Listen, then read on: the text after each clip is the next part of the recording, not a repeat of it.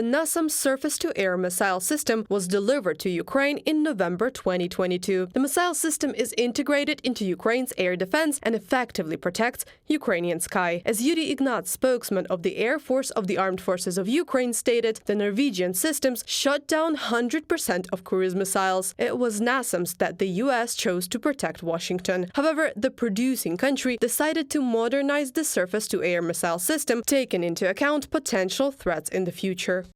We need to strengthen and further expand air defense to better protect civilian and military targets against airborne threats. The war in Ukraine has demonstrated how crucial air defense is in war. The cooperation arrangement with Norway's Kongsberg and Raytheon of the US lays the foundation for further developing the battle-tested NASAMS air defense system against future threats. Bjørn Arild Gram, Norway's Minister of Defense, in a statement and the Norwegian government's website. The New York Times writes that in the past few months, 3 types of air defense systems, which combine Western weaponry with Soviet components that are still in use in Ukraine, have been tested in U.S. military bases as part of the Franken-Sam program. These include a Soviet Buk launcher that fires U.S.-made Sea Sparrow missiles and the ground-based launcher that is a hybrid of Soviet-era radars and supersonic Sidewinder aircraft missiles.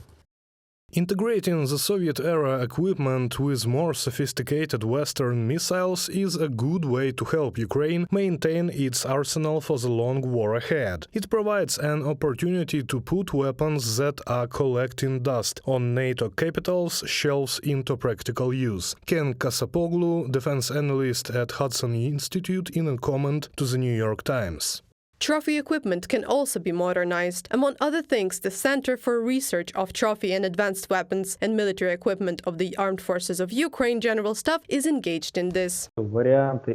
The options of using this equipment in cooperation with our Western partners gives us the opportunity to use Western technologies within the framework of adapting the equipment we receive as trophies during combat operations. The more such opportunities we have, the better is the final product of such collaborations. This allows all participants of the process to get what they want. Ukraine has enough trophy Russian equipment. Alexander Zabura, head of the Information and Analytical Department of the Center for Research of Trophy and Advanced Weapons and Military Equipment, ironically says that in this sense, Russia is competing with the Western countries that supply Ukraine with weapons. In September 2023, the deputy commander of the AFU Logistic Forces, Serhiy Artemoshenko, said that since the beginning of Russia's full-scale invasion of Ukraine, the Ukrainian army had captured 837 units of Russian equipment. 95% of the trophies are in the working condition.